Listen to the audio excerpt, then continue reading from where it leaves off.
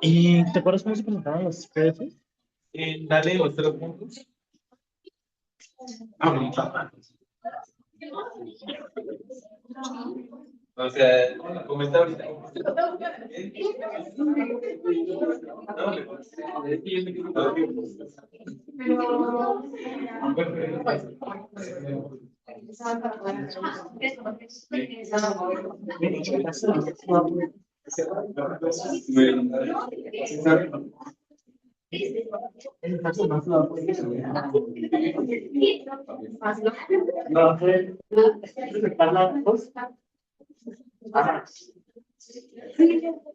Max,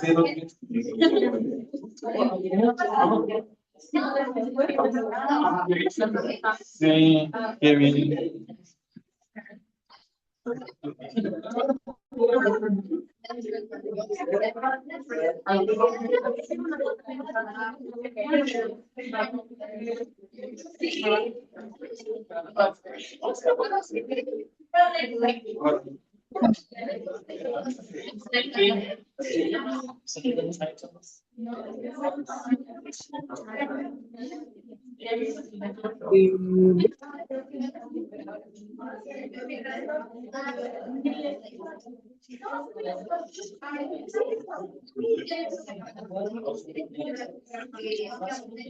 ¿O te molesta?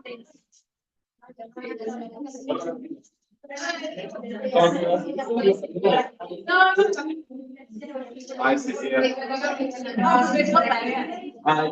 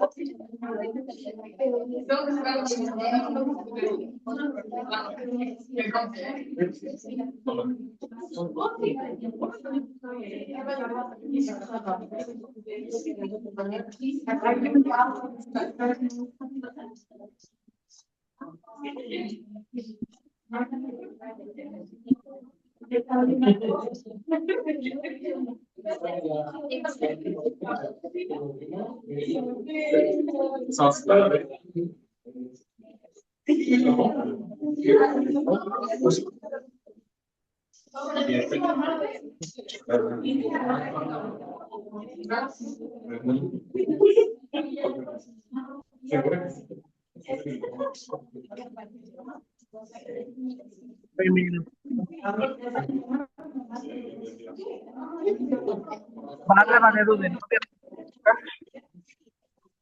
Alberto con arena.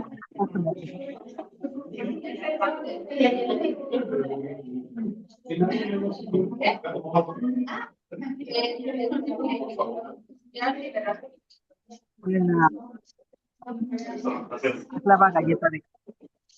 A tu tiempo.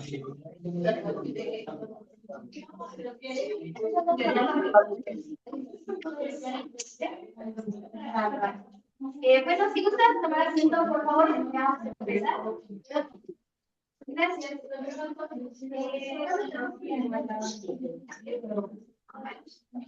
Bienvenidos al primer encuentro internacional de Relaciones Internacionales. Es un gusto contar con su presencia en este espacio de diálogo y aprendizaje. Antes de comenzar, me gustaría compartir nuevamente la dinámica del evento. Cada uno de nuestros ponentes contará con un tiempo de 15 minutos para presentar su trabajo. Después de la lectura de semblanzas. Cuando falten 10 minutos del tiempo establecido, tomaré la carta roja como aviso para que el ponente pueda dar sus conclusiones finales. Asimismo, la ronda de preguntas y comentarios se llevará a cabo al final de todas las presentaciones con el fin de aprovechar mejor el tiempo de cada presentación. Sin más, damos inicio. Como primer ponente tenemos al licenciado Ángel Eduardo García Andrade, con su ponencia Riesgo, Vulnerabilidad y Exclusión de Flujo Migratorio Irregular, Consecuencias Sociales para América Latina. Licenciado en Relaciones Internacionales y estudiante de sexto semestre de la licenciatura en Sociología por la Benemérita Universidad Autónoma de Puebla, su perfil académico se caracteriza por un enfoque interdisciplinario con áreas de especialización e interés centradas en estudios rusos, el espacio postsoviético, Asia Central, diplomacia cultural, estudios de género, sociología del sexo y género y sociología de la religión. Ha representado a México en 2 ocasiones.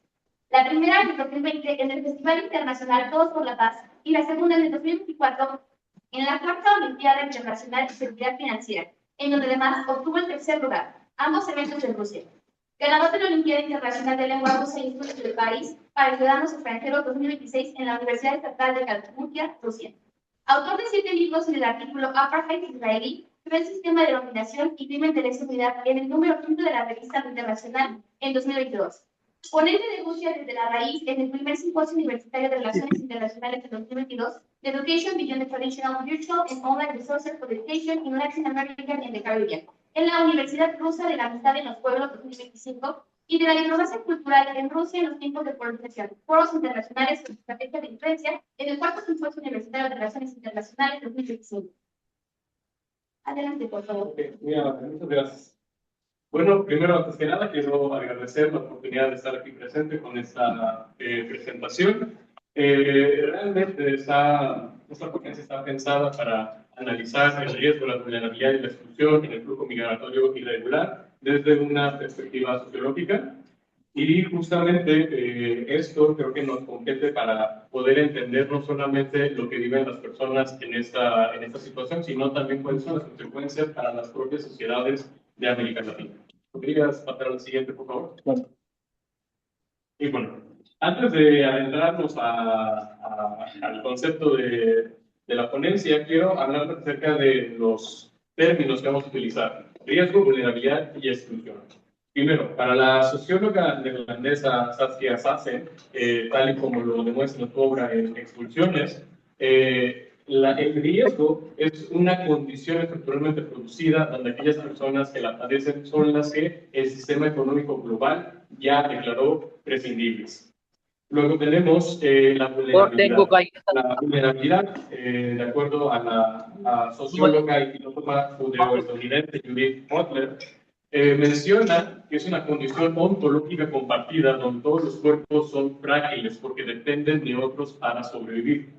Y finalmente, el término de la exclusión, para la socióloga María Cristina Mayor, menciona que la exclusión no es como estar afuera de la sociedad, sino es como estar adentro en posición subordinada. Estos términos son ampliamente reconocidos dentro de los estudios de la sociología del riesgo, vulnerabilidad y la exclusión, y yo me tomé la libertad de abordarlos desde la perspectiva de estas autoras, ya que mucho del conocimiento y del material que se ve en la licenciatura y en la materia en particular está desde un abordaje epistemológico de Europa y de autores. Entonces, consideré necesario romper con esta primera barrera. La siguiente, por favor. Bueno, ahora quiero hablarles un poco acerca de las situaciones de las personas migrantes irregulares. Antes de llegar a las situaciones como tal que viven las personas en las sociedades de América Latina, es menester hablar sobre aquellas personas que son forzadas a este tipo de migración. Para la socióloga Andrea Davis, de Politics of Belonging, Intersectional Consequences, introduce el concepto de pertenencia.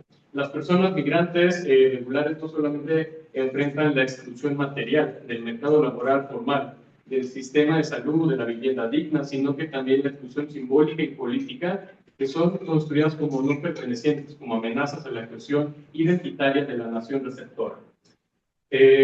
Aquí me voy a detener un poco, ya que vamos a empezar a ver este término de la pertenencia, abordado desde diferentes perspectivas y análisis, pero yo creo que este es uno de los ejes centrales para entender la situación que enfrentan las personas que están en este proceso de la migración irregular y de las sociedades de destino y de expulsión. La siguiente, por favor. Y bueno, ya aquí hablando más acerca de estas situaciones que viven, tenemos que enfrentar el término de la frontera. Yo creo que con las ponencias siguientes y con las que ha habido en estos últimos días de las mesas, el término de la frontera ya se puede entender mucho mejor. Pero para la socióloga Gloria Anzaldúa, menciona que el borde es una línea, más que geopolítica, es una línea social y cultural. Entonces, entendiendo esto, no solamente tenemos que ver la frontera en términos de los estados, en términos de políticas públicas, sino también de la propia percepción de las personas, de las sociedades, tanto las que transitan como las que residen en esto. Siguiente, por favor. Bueno, si se dan cuenta, yo lo que estoy haciendo aquí es abordar los conceptos de estas autoras para que poco a poco vayamos entendiendo a dónde me voy a dirigir. Quizás al final ya puedan entender un poco el por qué inicié con los conceptos. Y bueno, aquí este en particular es muy importante, que es la aporofobia, que la socióloga Adela Cortina menciona como con puntualidad. ¿Por qué? Porque es el rechazo al pobre y acuña el concepto que es justamente el miedo o la aversión a él mismo, como la clave para comprender por qué las sociedades receptoras reaccionan de manera diferente ante distintos tipos de migraciones. Aquí algo importante, mientras estaba haciendo el estudio, es que ella hace la diferencia entre la xenofobia y la afrofobia. ¿Cuál es la diferencia central? No dice que las sociedades tengan una xenofobia como tal, porque ella menciona que la xenofobia es el rechazo al extranjero como tal, la que opera primordialmente en las actitudes sociales hacia la migración. Pero menciona que no es así, porque cuando se tiene las migraciones, ya sea tanto de manera regular como irregular, depende mucho de la persona migrante, ¿no? O sea, no es lo mismo una persona, digamos, que migra del norte global que una persona que migra del sur global, ¿no? Entonces ella menciona que no es xenofobia lo que se menciona, que es lo que la sociedad tiene, el rechazo hacia las migraciones, sino que es justamente la aporofobia, que es el rechazo a estas personas, en particular en condiciones estructurales de pobreza. La siguiente, por favor. Y bueno, ya aquí voy a empezar a abordar la precarización laboral y económica, la producción de cuerpos desechables, ¿no? La socióloga Carolina Stettoni, a partir de su extensa investigación en la OIM sobre la migración peruana y latinoamericana en Chile, ha documentado con rigor etnográfico y estadístico cómo los migrantes irregulares, aún muchos de los que poseen documentación provisional, son canalizados sistemáticamente hacia el trabajo doméstico, la construcción, la agricultura y el comercio informal, con jornadas extensas, salarios inferiores al mínimo legal y la ausencia total de protección social. Aquí, dentro de este estudio que hizo para la OIM, menciona que tanto se tomó de referencia a personas con esta condición de migración, tanto regular como irregular, y también a personas, en este caso fue el estudio en Estados Unidos, de condiciones económicas por debajo de la media. Y se les daba la misma opción que a las personas bajo el estatus de migrante de estos trabajos. Y se dio en el estudio que ella realizó que inclusive las personas en condición de, digamos, de pobreza en los Estados Unidos rechazaban estos trabajos, mientras que las personas migrantes, incluso con documentación, es decir, aquellas que ya podrían salir del término o del concepto de una migración irregular, aceptaban este tipo de trabajos a pesar de las condiciones. Y aquí hace un énfasis en que entonces no es porque la persona quiera estar aquí, sino es porque las condiciones lo orillan o la orillan a estar en estas posiciones en donde el trabajo doméstico, la construcción y la agricultura son los sectores en donde más aprovechan de esta situación. La siguiente, por favor.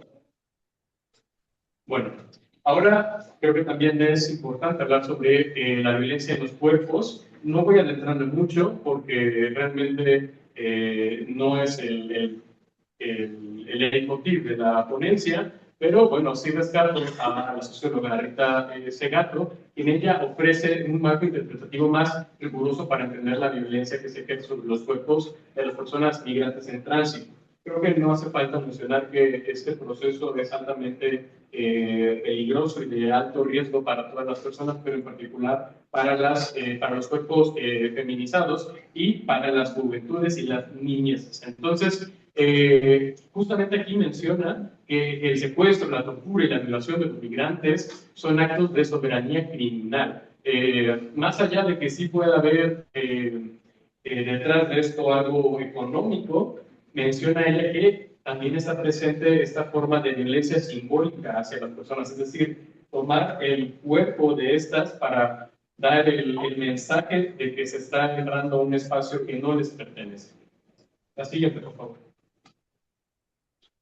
Y bueno, la exclusión social. el derecho a tener derechos. Creo que este también es uno de los temas principales dentro de las situaciones que enfrentan las personas en la migración irregular. Y bueno, tomando nuevamente a Sassen, menciona que la desnacionalización de los derechos es un concepto que ella maneja, y es decir, que una persona al momento de pasar de una situación de riesgo, en el caso de la migración irregular, pierde automáticamente la concepción social de los derechos. Es decir, ya no se ve a la persona que está en este proceso como una persona con derechos, sino se ve como una persona que no los tiene. Es decir, la vulnerabilidad sobre este grupo es aún mayor porque no se les considera ni ciudadanos de un estado ni del otro, sino ciudadanos de un territorio sin nacionalización.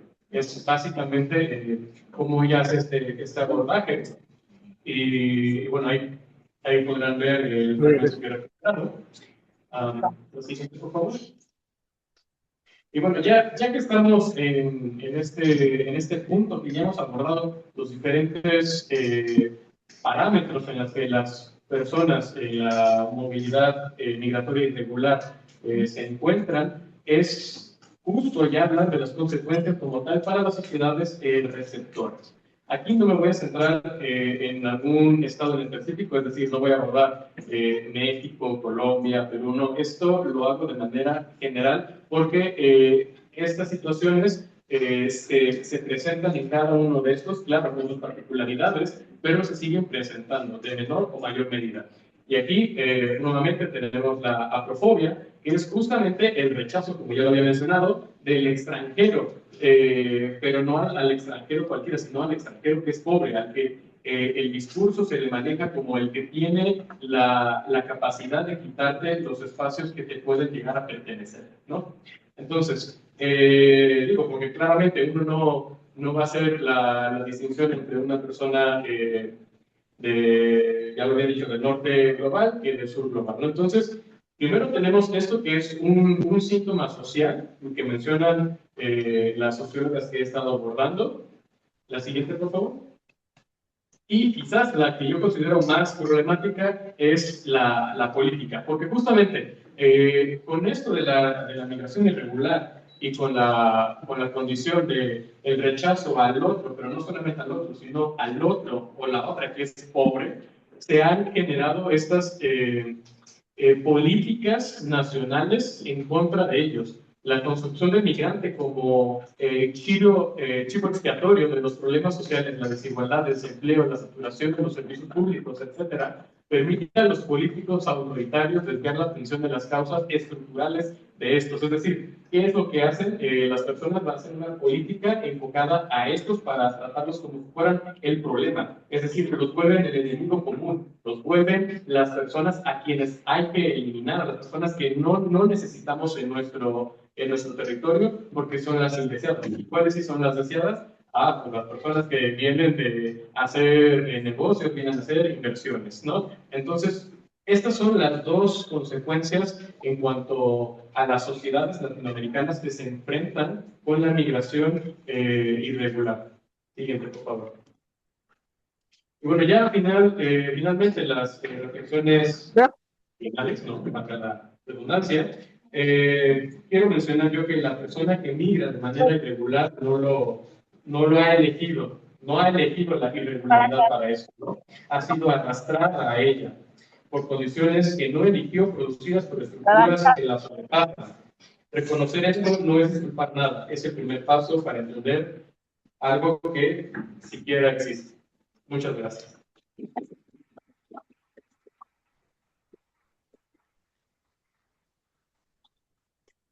Agradecemos totalmente la exposición del licenciado Ángel. Después de su análisis podemos llegar a una conclusión en que la migración y las fronteras pues, son fenómenos complejos, que van mucho más allá de líneas territoriales que reflejan dinámicas sociales, económicas y también humanas. Antes de empezar con la siguiente ponencia, Ahí se presentó. quería aclararles a nuestros ponentes que en lugar de levantar la hojita, cuando queden 3 minutos le voy a dar 2 minutos a la mesa, porque considero que están un poquito lejos, entonces puede ser que no la vean. Entonces, bueno, continuamos. Nuestro segundo ponente es el estudiante Jared Omar Hernández Mendoza, con la ponencia Los límites de la educación multicultural en contextos migratorios. Jared Omar Hernández Mendoza es estudiante de Relaciones Internacionales en la Universidad Autónoma de Baja California.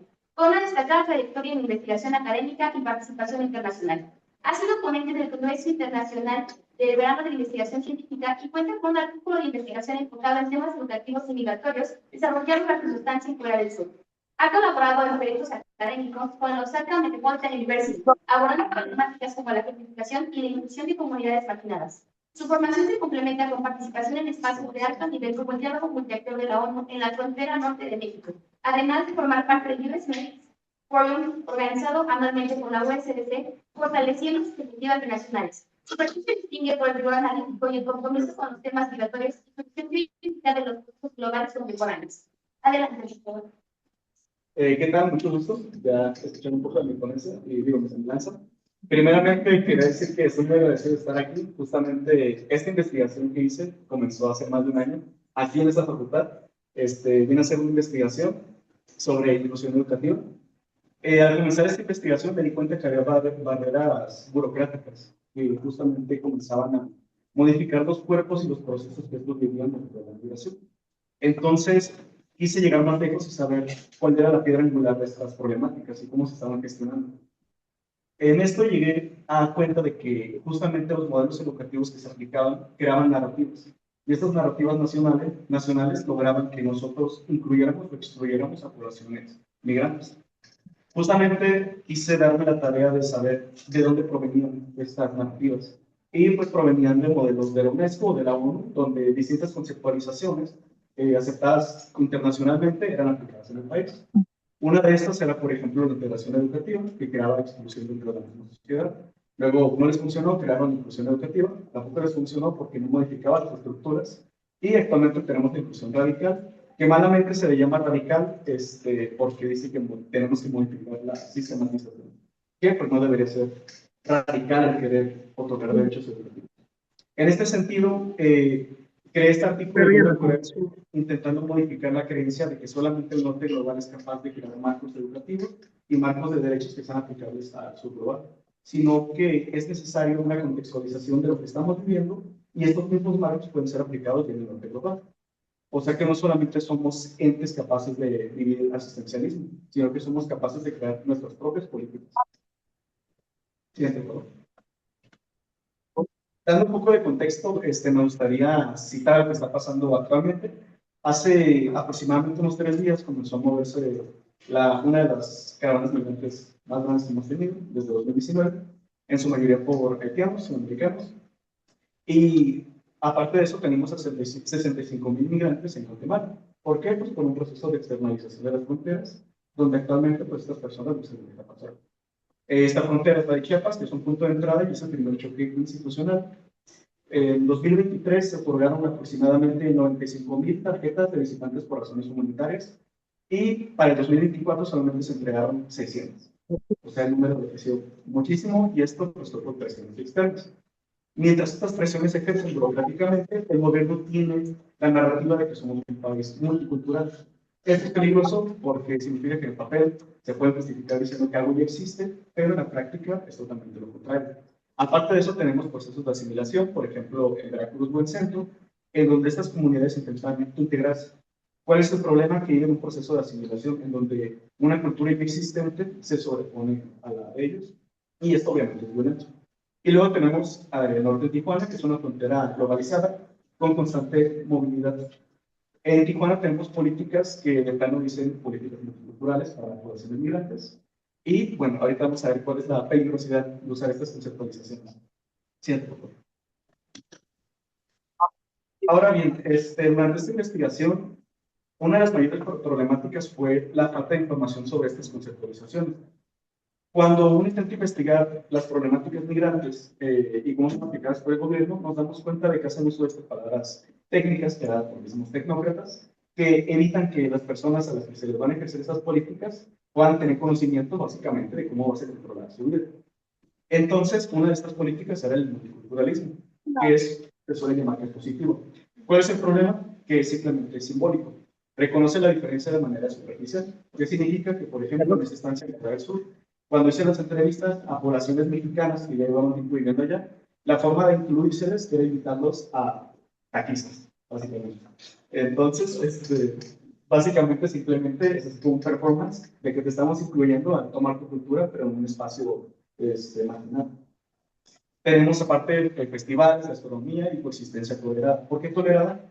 Tengo el ejemplo de Tijuana, donde toda la población que intenta estudiar educación básica primaria es mandada a la misma primaria. ¿Qué significa esto? Que si hay una escuela primaria que está más cerca de tu zona, de tu vivienda, no puedes estudiar ahí. Te van a mandar obligatoriamente a una que está por el centro de la ciudad, y eso pues obviamente es violento, porque aparte de esto las familias no tienen la oportunidad de tener un trabajo, trabajan en informalidad.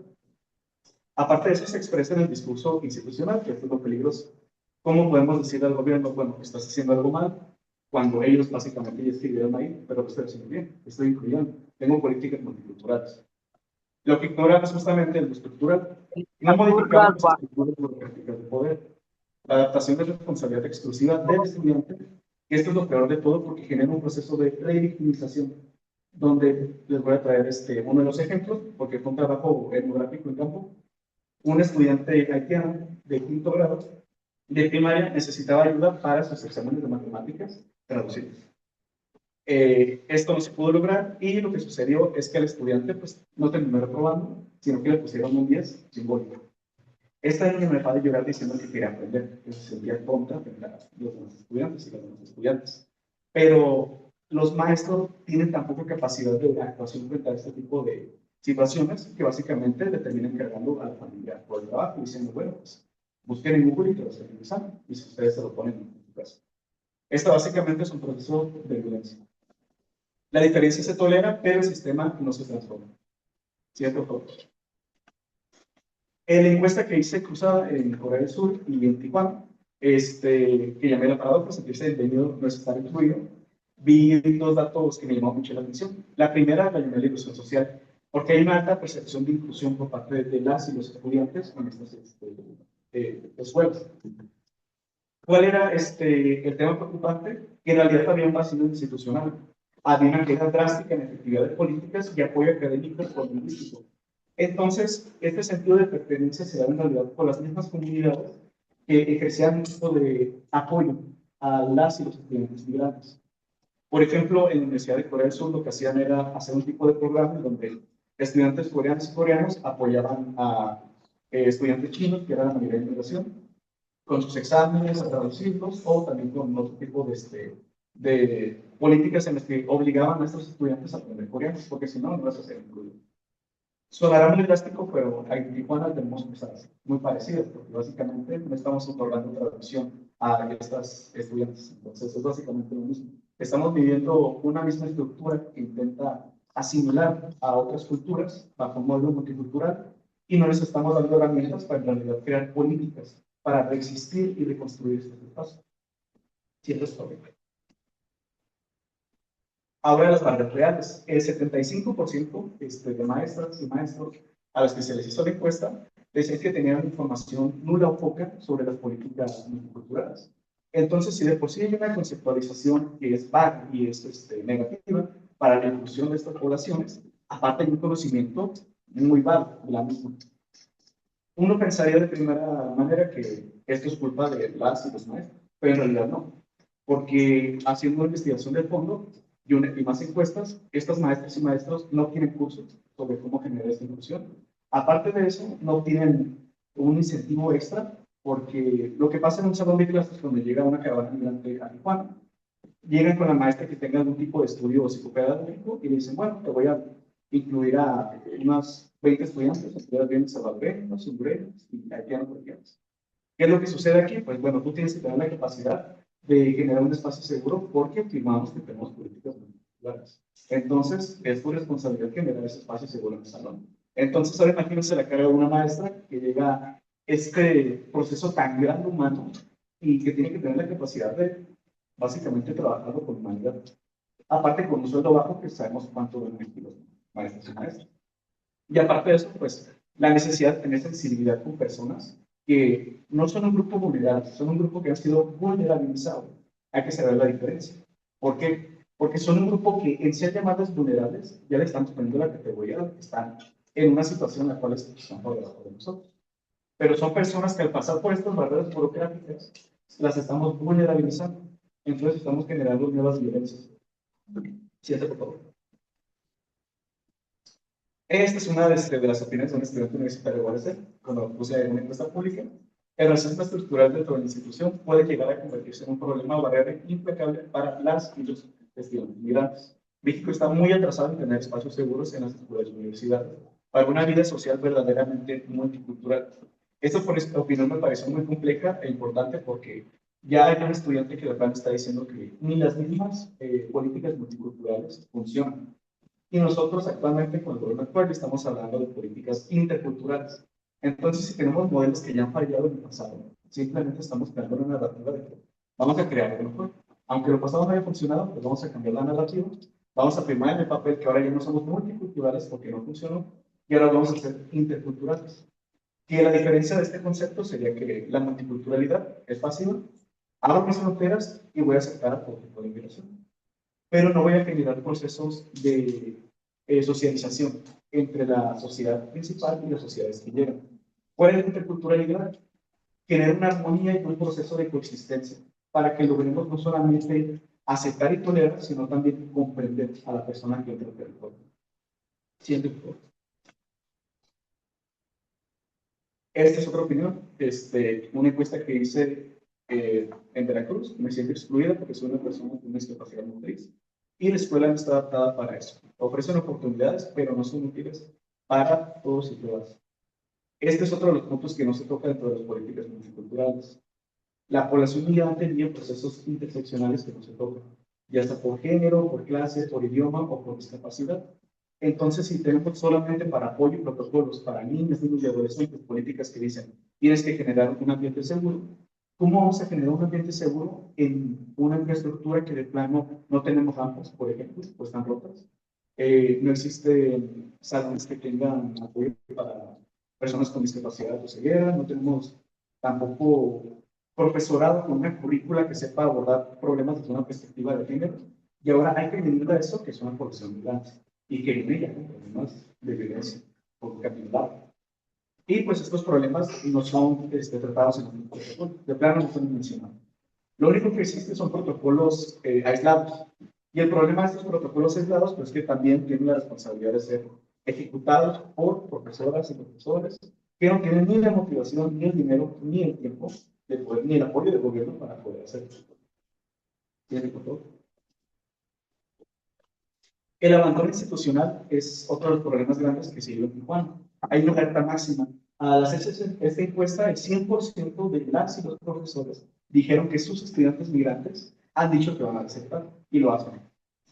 En zonas fronterizas reportan percibir un riesgo de deserción casi total entre sus estudiantes migrantes, impulsado por factores económicos y burocráticos, no académicos.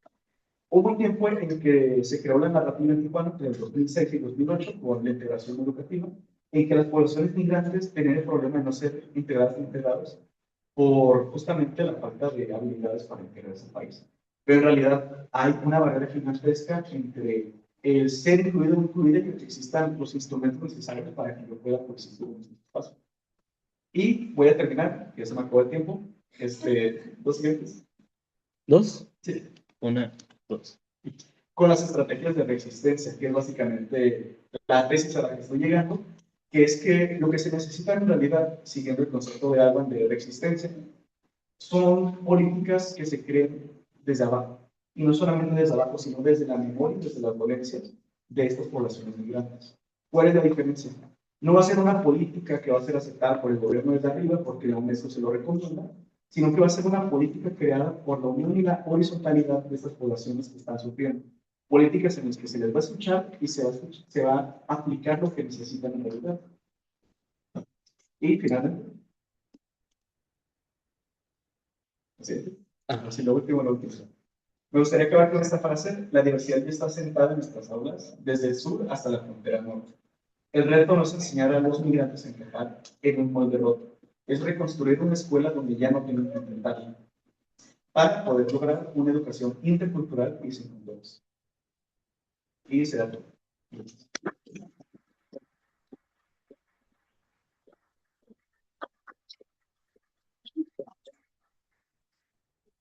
Muchísimas gracias, Javier. Tu ponencia nos invita a reflexionar cómo la educación multicultural por sí sola no garantiza que la integración y la equidad pues, estén presentes, ¿no? Más bien nos invita a que analicemos cómo se requiere articular ciertas políticas públicas para llegar a la tendencia que hizo. Continuamos con nuestro programa. Nuestra tercera ponente es Guadalupe Elizabeth Flores, con su ponencia Análisis de la transnacionalización e identidad de la comunidad musulmana en la ciudad de Córdoba.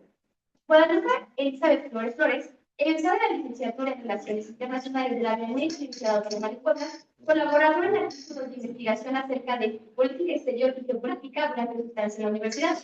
Ha sido parte de proyectos escolares como la revisión estudiantil internacional en el departamento de aprendizaje del año 2022 al 2025. Además, es colaboradora de la ONG El Dorado Institute por medio de la Casa Científica en la organización de proyectos de recaudación de fondos para comunidades indígenas en situaciones de vulnerabilidad. Cuenta con un diplomado en Derechos Humanos de Grupos Vulnerables por la CIDH. Se ha especializado en temas de política exterior, interculturalidad, derechos humanos e Islam. Actualmente se encuentra trabajando en un proyecto de tesis acerca de la transnacionalización de la comunidad musulmana en la ciudad de Puebla. Gracias. Buenas tardes, yo soy Guadalupe Elizabeth Flores y hoy les voy a presentar el tema del análisis de la transnacionalización de derechos y la identidad de la comunidad musulmana en la ciudad de Puebla. Siguiente, por favor. Para empezar, voy a contextualizar un poco. El Islam es la segunda religión más grande del mundo y es la que el crecimiento más rápido tiene también a nivel global. En México hay aproximadamente 2.000 musulmanes y se cree que para el 2030 van a haber aproximadamente 10.000. Eso los coloca en una posición de minoría, una minoría relevante. Si bien el contexto en la ciudad de Puebla es que el 82% de las personas practicantes de una religión se identifican como católicos, esto hace que el espacio se condicione y también la vida, formando así barreras identitarias que complican la integración de esta comunidad en la sociedad. Esto ante narrativas, prejuicios y discursos. Además del vacío diplomático e institucional que se vive a nivel estatal, pues no hay relaciones estrechas con países del Medio Oriente, del Norte de África y de Asia con mayoría musulmana. Esto solamente se reduce al ámbito económico. Así es como nace esta hipótesis de que la falta de política exterior activa de México con estos países provoca una barrera social que impacta en lo local y que impacta en la visibilidad y el ejercicio de los derechos de esta comunidad musulmana. Si bien históricamente México ha resistido a las relaciones que tiene con estos países únicamente por la voluntad de los presidentes, más no bajo planes de desarrollo nacional. Pues haciendo un recuerdo de esto, se puede notar que esta región solamente es vista como una estrategia de cooperación y comercio. Así, con países como Turquía, Egipto, Pakistán y Marruecos, que son quienes tienen relaciones más estrechas, únicamente son para la cooperación diplomática y el comercio. Para otros países como Yemen o Afganistán, las relaciones únicamente son de asistencia consular, y para otros países de África y demás, pues la cooperación es emergente, más no prioritaria. Así es como esta comunidad se encuentra en un vacío cultural y religioso en el que la política exterior mexicana los invisibiliza. Este discurso de la política exterior en el que habla de la necesidad, o sea, de la separación del Estado y del gobierno, los pone en una paradoja, ya que se promueve supuestamente una diversidad cultural en lo abstracto, pero realmente no hay estrategias específicas ni tangibles hacia comunidades religiosas específicas, solo para algunas. La comunidad musulmana de Puebla sí vive en un vacío diplomático e institucional y no tiene este tipo de canales para poder hacer un reconocimiento digno y termina dependiendo únicamente de estructuras propias. Así es como yo creo que el Estado mexicano, si bien no es hostil totalmente, sí es ausente en lo diplomático y esto genera problemas. Siguiente, por favor. Ahora, pues, nuevamente, la comunidad que yo analizo en este trabajo de tesis, pues es la musulmana de la ciudad de Puebla. Y es que a pesar de que muchos de ellos ya llevan mucho tiempo aquí en la ciudad de Puebla y tienen un estatus migratorio regular, los musulmanes mantienen vínculos muy fuertes con sus lugares de origen. Esto se llama transnacionalización. Debido a que pues, es difícil regresar a sus países por cuestiones geográficas y económicas. Sin embargo, existen estrategias de conectividad y de transnacionalización muy importantes, principalmente en las redes sociales, que es el contacto directo y más rápido que tienen de comunicación con sus familias para poder llegar a la distancia. Además, existen otras estrategias como las diásporas de apoyo, porque si bien el nuevo migrante que viene a la ciudad de Puebla se encuentra ya con grupos de migrantes que llevan aquí años y que les pueden brindar hospedaje o contactos o también incluso trabajo. Además, el comercio y los negocios son un vínculo muy fuerte para otro tipo de comunidades más pequeñas, pues entre ellos pueden asociarse para poder trabajar juntos o también para participar en diferentes lugares como son las ferias. Además, una manera en la que estos vínculos se ven de una manera más tangible, pues es por medio de la cultura y el consumo. Si bien la gastronomía es lo que mantiene a estas comunidades unidas definitivamente con sus lugares de origen, porque persiste en el uso de especies y comidas tradicionales que siguen consumiendo día a día. Además, la vestimenta y el estatus son otro tipo de dinámicas que mantienen estos vínculos de una manera muy fuerte. Pues si bien en festividades religiosas como las fiestas de Eid, puedes ver que la ropa de los musulmanes no la puedes encontrar fácilmente en la ciudad de Puebla, sino que las mandan a traer de sus países y surgen dinámicas y procesos muy interesantes, porque incluso entre las mujeres que migran de Pakistán o que han estado casadas con un pakistaní, se puede ver el éxito económico que han tenido sus familias, perdón, por medio de la ropa. Siguiente, por favor. Estas son algunas imágenes de lo que les acabo de contar. Siguiente. Si bien el proceso de integración en México y en especial en Puebla puede ser descrito por muchos migrantes como una experiencia incluso divertida, y es exitosa en varios niveles por medio de un sincretismo social o algo que yo llamo una convivencia híbrida. Porque si bien ellos se permiten estar en lugares que son popularmente como mexicanos, tienen sus límites concretos y ellos lo saben muy bien. Por ejemplo, el no consumirán alcohol. Siguiente. Ahora, los migrantes y también los conversos al Islam tienen un proceso de construcción de identidad muy importante. Para empezar, en este trabajo, la identidad se toma en cuenta como un proceso que mete, no algo que es predeterminado, sino pues, algo con lo que alguien se puede identificar y puede verse a sí mismo y puede formar parte.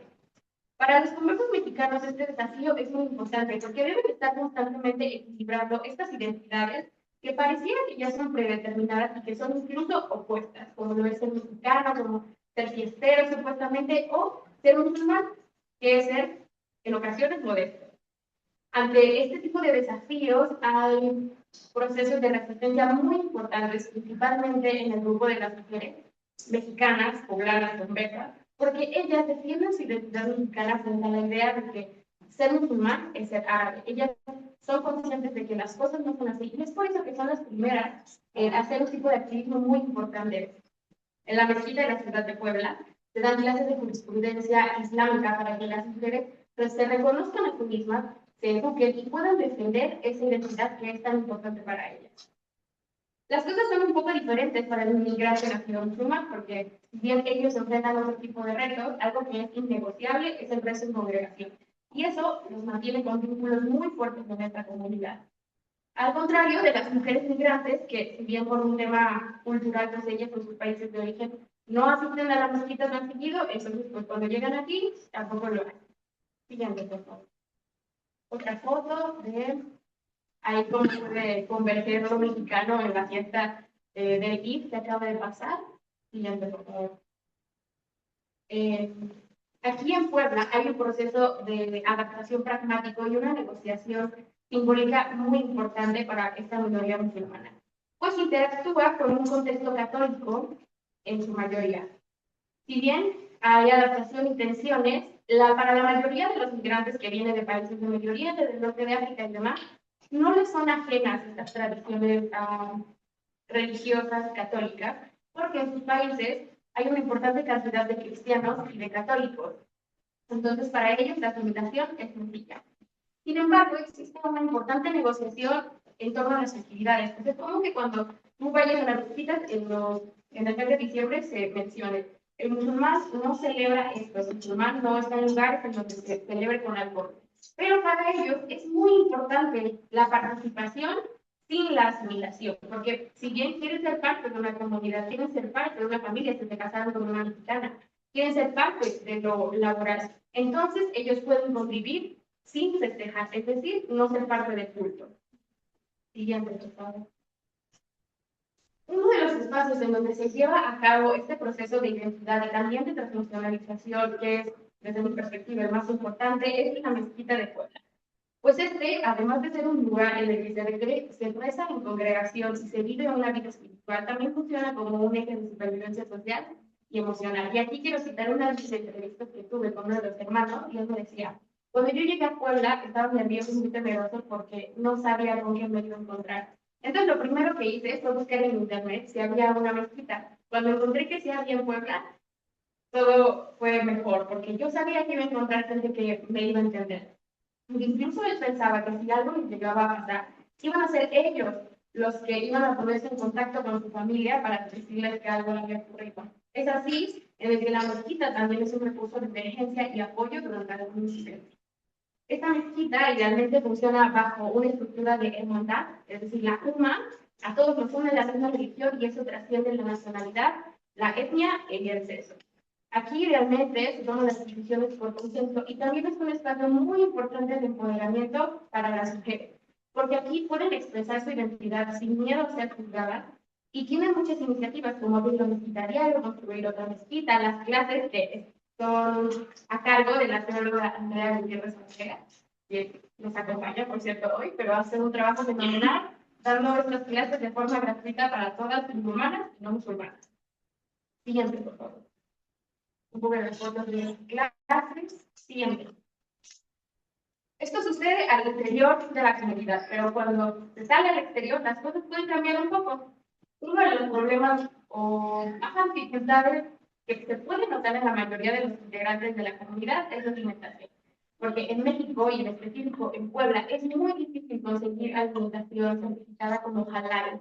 Entonces, ante la escasez de estos productos, pues ellos son un poco más flexibles, un poco más creativos. Algunos de ellos cambian sus dietas a vegetarianas para que su comida no sea contaminada con cerdo. Y también muchos de ellos hacen sacrificios propios pues, para compartir esa proteína que puede llegar a tener. Otro, más bien el reto más grande con el que sin duda alguna todos alguna vez se han enfrentado ha sido la islamofobia. Porque si bien muchos testigos que ilustran cómo ese imaginario colectivo impregnado en la sociedad poblana reacciona ante la visibilidad de esta comunidad. Muchos de estos procesos oscilan entre la confusión, la invisibilización, pero también en la violencia. La sociedad mexicana y poblana no puede identificar lo que es la modestia si no es en un contexto católico, porque si te sales de eso, no es modestia, es opresión. Así es como hay cosas como miradas persistentes, el susurro, los señalamientos, que al final de cuentas son formas de violencia que nadie tendría por qué vivir y que puede llegar a que las personas se aíslen.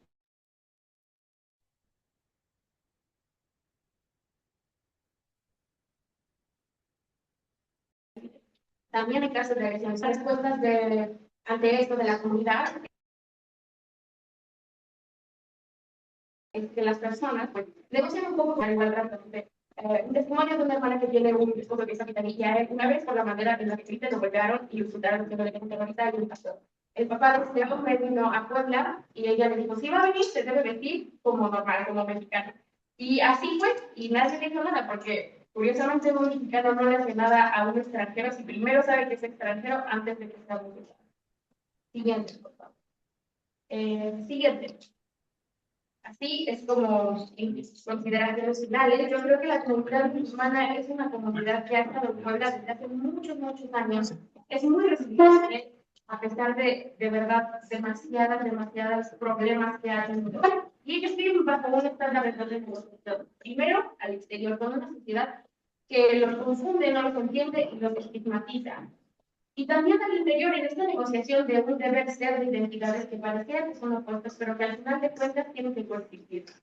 Además, yo creo que los migrantes musulmanes son activos sociales sumamente importantes que deben ser reconocidos e integrados en la sociedad como tal. Las mexicanas conversas son las principales sectoras y educadoras y se les debe reconocer como tal que existen mexicanas conversas al Islam. Además, la tecnología, el comercio y la mezquita de la ciudad de Puebla son vínculos con el origen de estas personas. Sin embargo, eso no impide su correcta asimilación en la sociedad poblana. Yo quiero hacer una crítica al Estado mexicano, pues creo que es necesario que los gobiernos locales y estatales reconozcan a estas minorías religiosas para que se pueda fomentar y crear una cultura de tolerancia verdadera. Además, creo que esto es una ventana de oportunidad al Estado para que reconozca a estas diásporas y pueda fortalecer los lazos con estos países, no únicamente en lo comercial, sino también en lo cultural y en lo religioso. Y esto se puede hacer utilizando a la comunidad local como un puente para la inclusión. Y eso sería todo.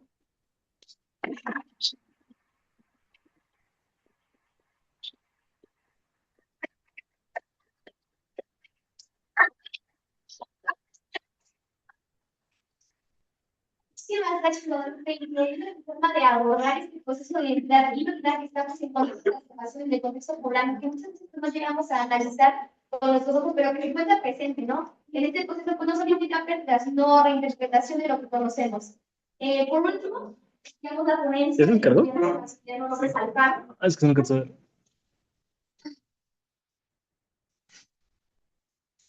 Bro. Estudiantes de último semestre en la licenciatura de Relaciones Internacionales de la Universidad Autónoma de Baja California, formación académica centrada en el análisis de problemáticas sociales desde una perspectiva crítica, con especial interés en derechos humanos, comunicación y acceso a las instituciones públicas. Dije poderlo proyectar porque no agarra el archivo. Sí, pero ya está descargado. O sea, entiendo que está aquí. Ah. Oh, ok, es que es un PowerPoint. Ah, ok. Espera, ya sé cuál es. Minimízala eso. No, no, no. El problema es que esto no está clonado. Ah. Ajá. Porque no sé quién lo programó. ¿Te mando un PDF, no? ¿Perdón? ¿Te mando un PDF? Sí, es mucho más fácil. Pero no veo nada. Espérate, no pasa. No veo nada, no veo nada.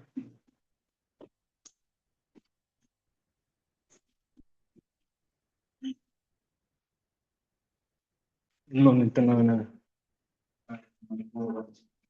Ya está. Espera, deja, encuentro presentar, porque chica lo chiquito que está. ¿Dónde está presentar?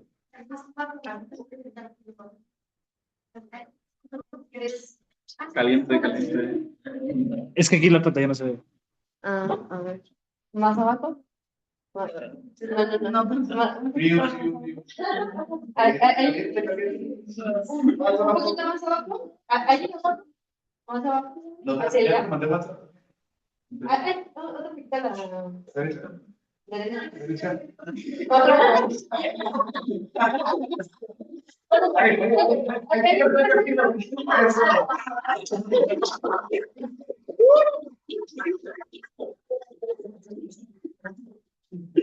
Muchísimas gracias.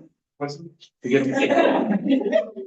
soy Max, soy estudiante del segundo semestre de Relaciones Internacionales en UABC y pues yo vengo a hablar aquí de mi investigación que se llama El Mundo Invisible, el lenguaje como obstáculo estructural en la frontera.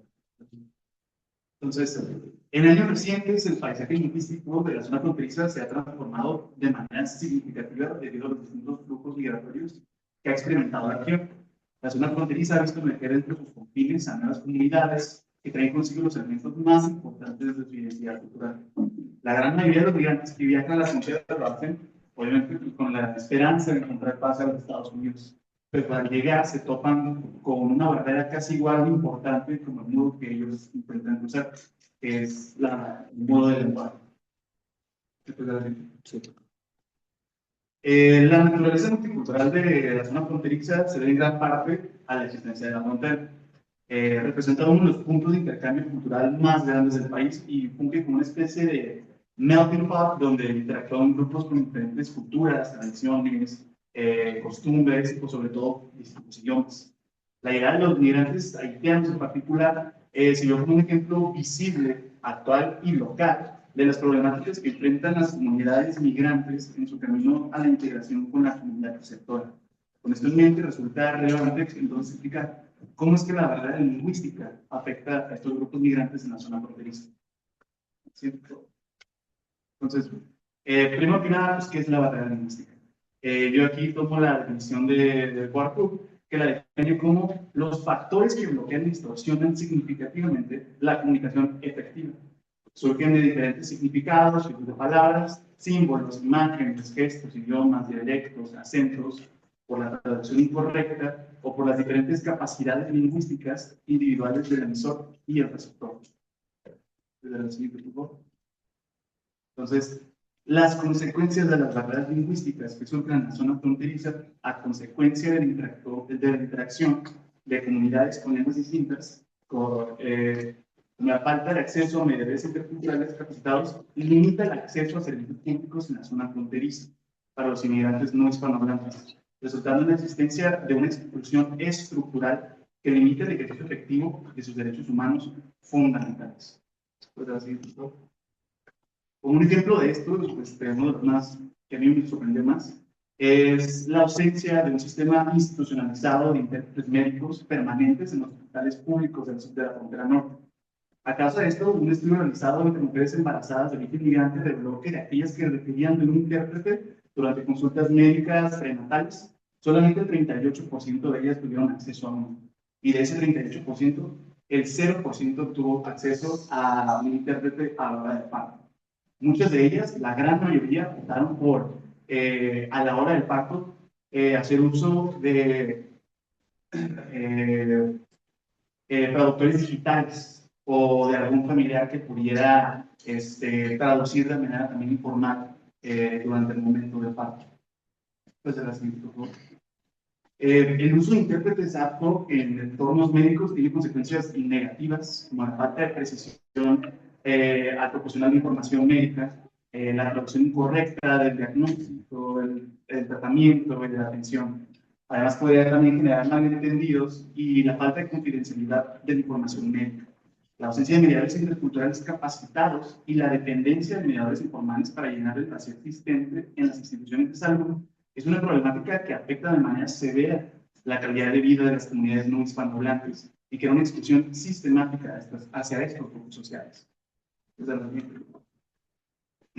Entonces, a pesar de que en la normatividad existe esta garantía, esta protección legal para las personas que no hablan español, la aplicación de estas leyes no se ha podido concretar de manera comprensiva. La ley de migración establece en su artículo 14, de hecho, que cuando el migrante, independientemente de su situación migratoria, no habla o no entiende el idioma español, se le nombrará de oficio un traductor intérprete que tenga conocimiento de su lengua para facilitar la comunicación de lo anterior. La autoridad deberá dejar constancia en autos de que lo ha comprobado. En teoría, pues esta ley garantiza el acceso a los servicios de traductores intérpretes para los no hispanohablantes, pero la realidad es que en la práctica esto casi nunca se cumple, en particular cuando se trata de la atención a la comunidad haitiana, ya que es rarísimo encontrar algún intérprete que pueda interpretar de español a criollo haitiano o viceversa. Entonces, la falta de mediadores interculturales capacitados limita la capacidad de los inmigrantes no hispanohablantes de conocer la extensión de sus derechos, llevando casos en donde estos son violentados. Esta realidad evidencia el colapso del debido proceso frente a la barrera lingüística. Aquí tenemos también algunos ejemplos. La omisión procesal, por ejemplo, donde 2/3 de los migrantes no reciben notificación de sus derechos. Que de estos 2/3, de este tercio que sí lo reciben, solamente el 25% de ellos comprende qué es lo que se les está notificando. También hay una situación con la comunidad china en Tijuana. El desconocimiento del idioma también les impide conocer realmente los reglamentos o los reglamentos locales y fomenta su explotación laboral. Y eso fue comentado, de hecho, por la cónsul Yu Yue, la cónsul de China. También en cuanto a la comunidad indígena, las instituciones públicas ignoran realmente las especificidades culturales y las resoluciones de conflictos tradicionales.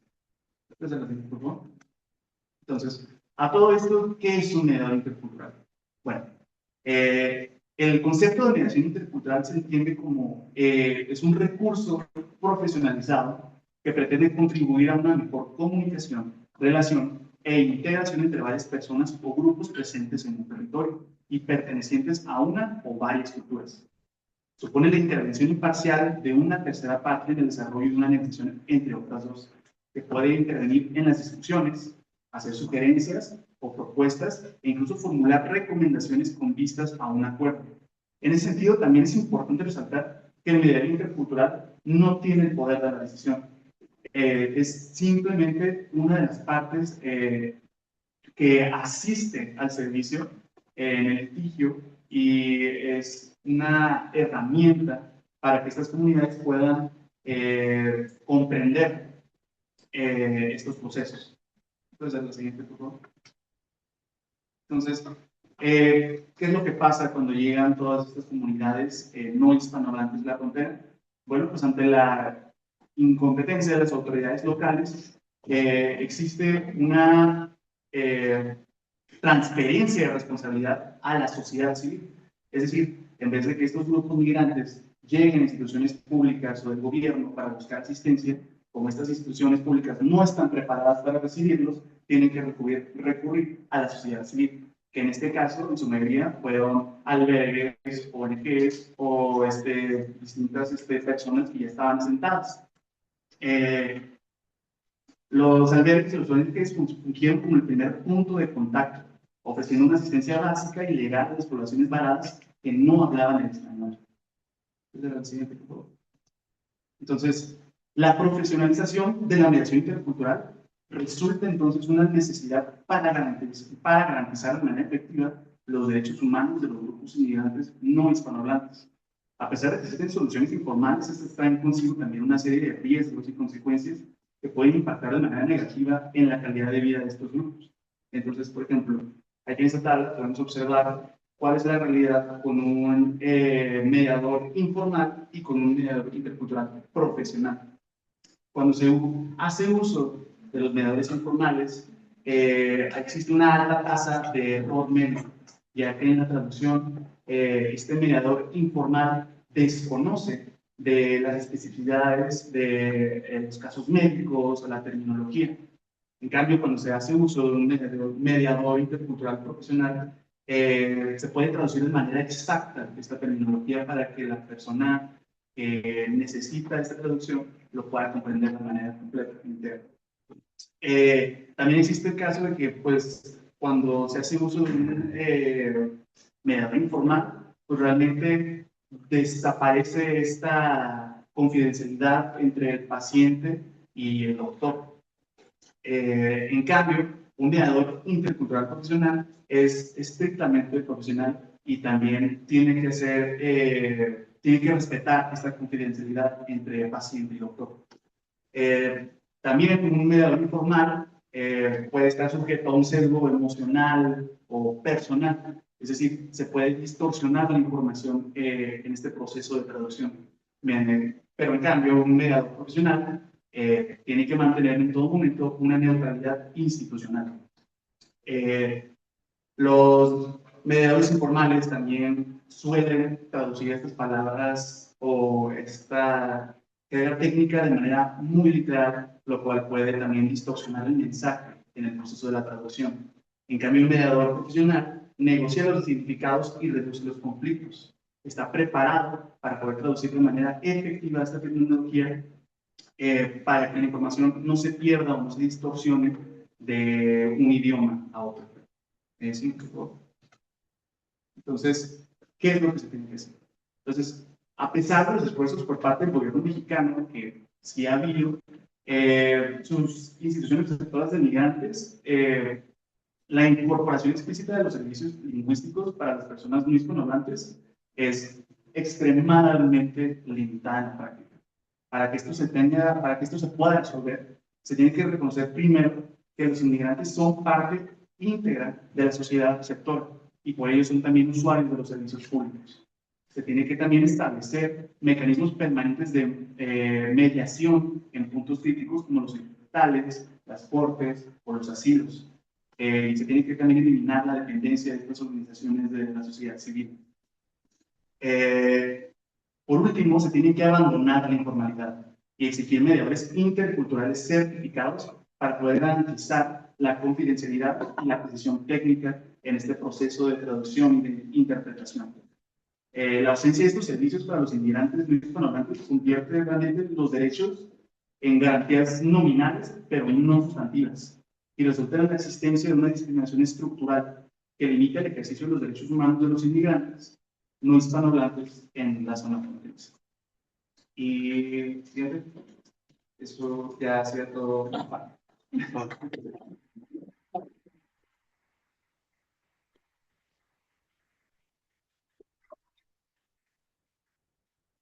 Muchísimas gracias, Maximiliano, por tu increíble ponencia y por caer a la luz la ausencia de atención y exclusión sistemática que presentan estos dos hispanohablantes y la carencia de responsabilidad que ha tenido el gobierno respecto a estos temas.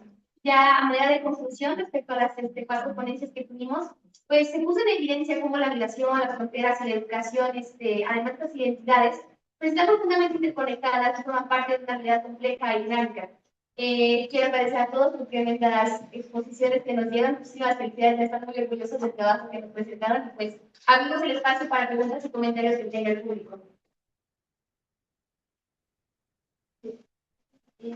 Yo principalmente me impresionó muchísimo la experiencia de nuestra compañera.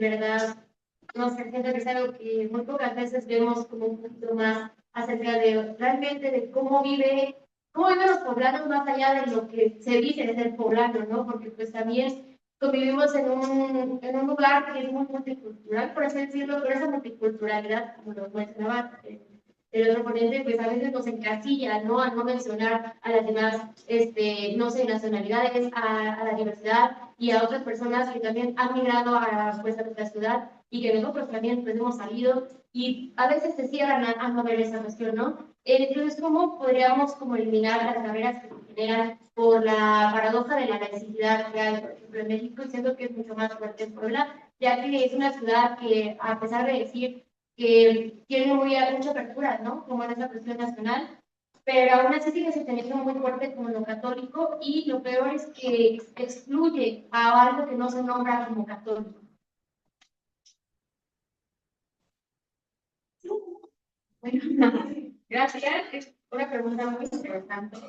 Si bien hay mucho trabajo que es por parte del Estado y que sabemos que también es estructural, como derribar estas barreras y este tipo de discursos de odio, como lo son la islamofobia, que al final de cuentas sirve a intereses específicos. Porque yo mencionaba que una de las problemáticas es esta, ¿no? El hecho de que el Estado concede más oportunidades a ciertas comunidades religiosas en específico. Bueno, esa diapositiva no tuve tiempo de explicarla, pero a lo que me refería es que si bien hay una apertura para hacer celebraciones y dar un espacio, celebraciones católicas, para darle un espacio a otro tipo de diásporas como la libanesa cristiana e incluso a la judía, ¿por qué no se le da a la comunidad musulmana? Sistemáticamente hay muchas trabas, como por ejemplo para dar agua, para hablar de la religión, como estas personas que llegan a su casa y que dicen, oye, ¿puedo hablar con el servicio de Jesús? Así, nosotros no podemos hacerlo, porque en el momento en el que se intenta hacer, se pide un permiso que se ha tramitado y que no se ha conseguido. Entonces, por nuestra parte, ¿qué podemos hacer? Pues exigir la rendición de cuentas y demás, pero también ser muy conscientes, muy críticos y analizar el tipo de sociedad y lo que permea en cuestión de discursos. O sea, yo estoy segura que han visto este meme que dice, yo a los 12 años viendo Disney Channel, preguntándole a mi mamá cuándo va a ser mi bar mitzvah. Bueno, o sea, eso es para diplomacia y hay que ser muy cuidadosos con esos discursos y hay que estar muy atentos, no solamente sí, exigir que esto se incluya, pero también porque se le está dando más espacio a estos discursos y no a estos temas. Entonces, pues yo creo que es eso, exigir, analizar y ser críticos, al menos de nuestra parte, hacia el Estado. I have just two questions. One for the gentleman.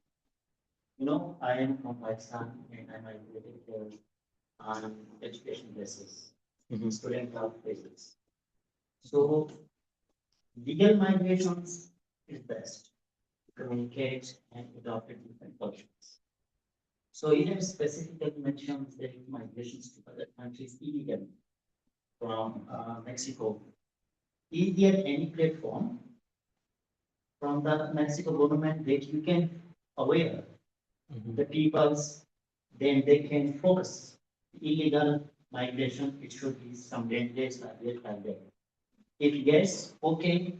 If not, what's in your views? What should be the best that you can suggest to the government if they can do that? One. The other question is from Flores.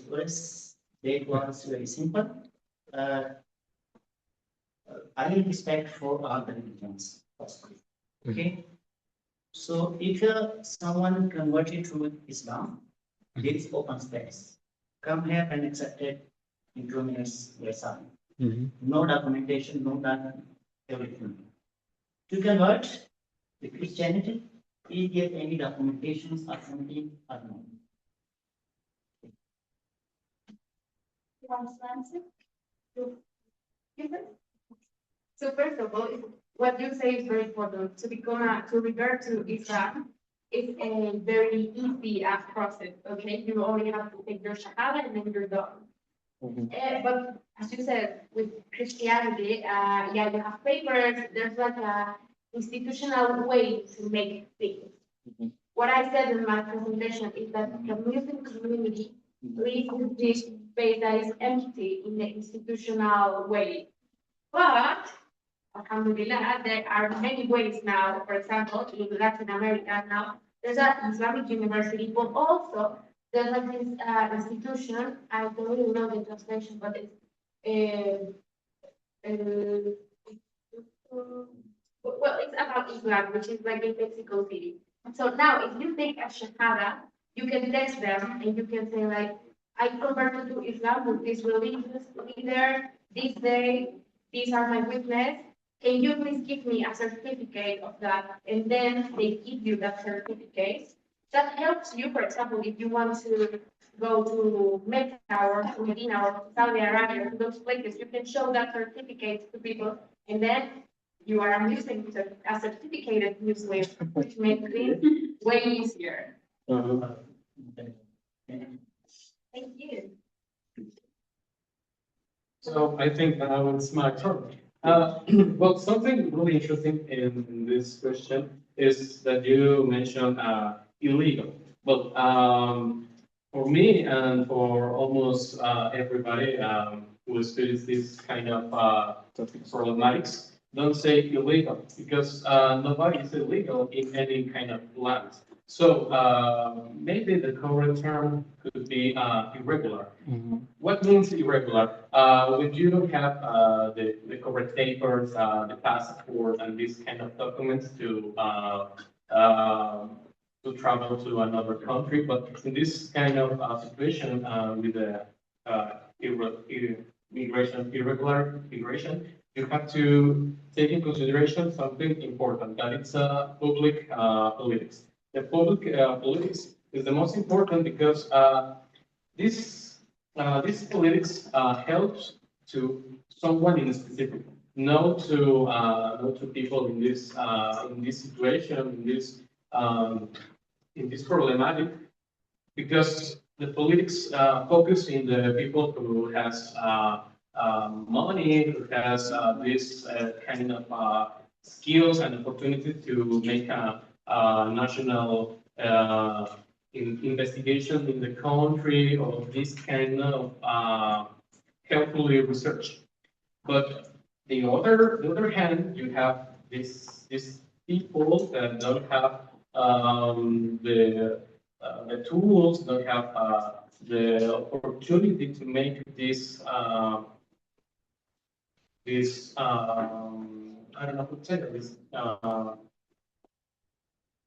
Well, it's completely different to the people who has documents, and this is important because the public politics for me and almost for all the sociologists that I mentioned before says that you have to understand that the country has this kind of politics because of the aprophobia that I already mentioned, that is the fear to the poor people, and you have to understand that the government is the main responsible to this kind of speeches and this kind of bad administration in talking about it, in regulation, migration. It's a big challenge in that. Thank you, sir. I just asked you to wait on that. No es pregunta, es comentario del Concilio Islámico. Yo les quiero agradecer a todos, a los ponentes, a la universidad, por el gran paso que están dando a los organizadores. Estos espacios hacen realmente una reflexión más que nada personal, de acuerdo a los 4 ponentes y teniendo familia multicultural, nacida en México, casada con un pakistaní. Los 4 tienen razón en todos los sentidos. Me agrada que, como siempre se lo he dicho a Eddie, que los jóvenes sean los más conscientes, que los jóvenes sean los que estén motivando este paso a dar una perspectiva del razonamiento a las diferentes situaciones que se viven en el país, ¿no? Como mencionaban con la educación, yo lo vivo con mis hijos, ¿no? Es como que me ven con el pelo y tratan de hablar un inglés roto y de pronto me dicen, pero todo va a estar bien, y yo soy mexicana. Y bueno, pero ¿qué me ofrecen? Si no fuéramos mexicanos, ¿qué sistema me puedes ofrecer? Y se quedan pensando, ¿no? Y entonces me llamó mucho la atención tu frase en específico, esa frase me gustó demasiado, en un sistema roto. Tenemos un sistema roto, tanto federal, municipal, institucional, tenemos sistemas rotos religiosos, está todo roto. Y entonces yo me he dado cuenta que son ustedes, los jóvenes, los que están dando esa pauta a darse cuenta de este tipo de situaciones. Yo lo veo con mis hijos, por ejemplo, que yo siempre recomiendo la escuela de mis hijos porque es bilingüe. O sea, la mitad del día es español, la mitad del día es inglés. Y aún así, a mí me dicen, oye, llegó alguien que habla tamil, por ejemplo, ¿no? Mis hijos de Pakistán hablan urdu, pero dicen, habla tamil, ¿no? Lo ponemos con tu hijo a ver si se puede. Otro pakistaní, pues pónganlo con mi hija, ¿no? Para que él pueda llevar algo, ¿llevar qué? Es lo que dices, o sea, suplantar este sistema educativo a la sociedad que no tenía, a la sociedad estudiantil, ya ni siquiera a la sociedad estudiantil. Y luego vamos con el de la lengua, es 100%, por ejemplo, mi esposo que tiene un español roto, a pesar de que ya lleva 17 años aquí, cuando he tenido que ir al ginecólogo, es como que empiezan como, ¿hablas inglés? Lenny, ¿cómo se dice tal cosa? ¿No? Yo, pero tendrían que, y entonces la mayoría de los extranjeros recurren a, a instancias privadas, y de todas las instancias privadas en lo personal que hemos pagado, el único que le da al rango, se lo dejo también de recomendaciones comercial, pero el pediatra, el doctor Isaac Covarrubias, el único que me habla inglés, que me pone doctor en línea aquí y acá, allá, laboratorios en inglés y todo en inglés, y es el único de todos los rangos que le ha dado a esta barrera médica y en las instituciones, es correcto. Y con lo de la, a ver si recuerdo el término, Afrofobia. Hoy aprendí algo nuevo. Es correcto, muchas de las personas, inclusive los abogados, cuando llegan a migración es como que te ven, te cobran 15,000, te cobran 50,000, llegan y es como que, tienen un restaurante y hasta la misma gente de migración es como, ¿cuándo la cena, joven? O sea, y ese sistema empieza en un sistema corrupto, en un sistema en el que empezamos con lo roto, empezamos con el lenguaje, empezamos con este nuevo término que aprendí el día de hoy, bueno, la hermana, que ya la llevo conociendo 1 año y medio, yo creo que mis top level de estudiantes también en la visita, y yo les agradezco mucho a todos ustedes por el espacio y por estar haciendo este tipo de conciencia y por habernos recibido.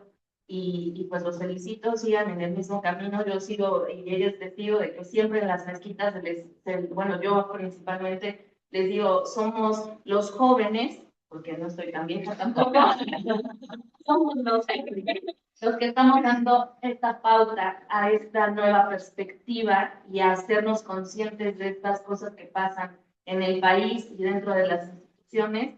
Y pues por algo se tiene que empezar. Si no se empieza de arriba, tenemos que empezar como espectadores y hacer uso de nuestra voz, de nuestros espacios, para que esto se pueda llevar a cabo a un nivel un poquito más grande. Les agradezco mucho a todos su tiempo, el espacio, la organización. Felicidades a los 4. Excelente, y soy muy quisquillosa con las cosas. Felicidades.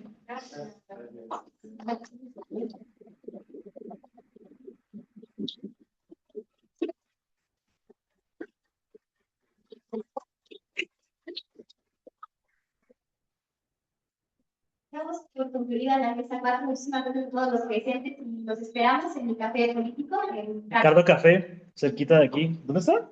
Está.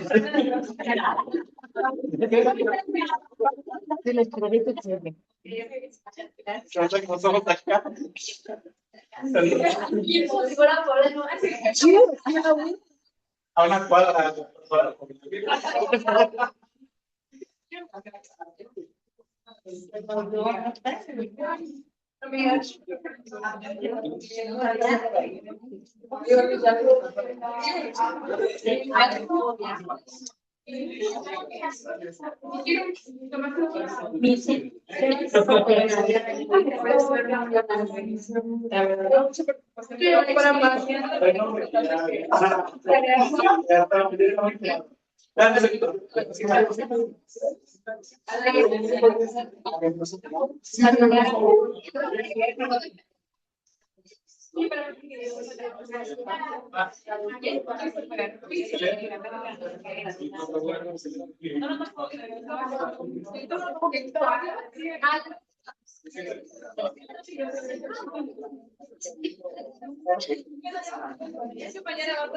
Pero...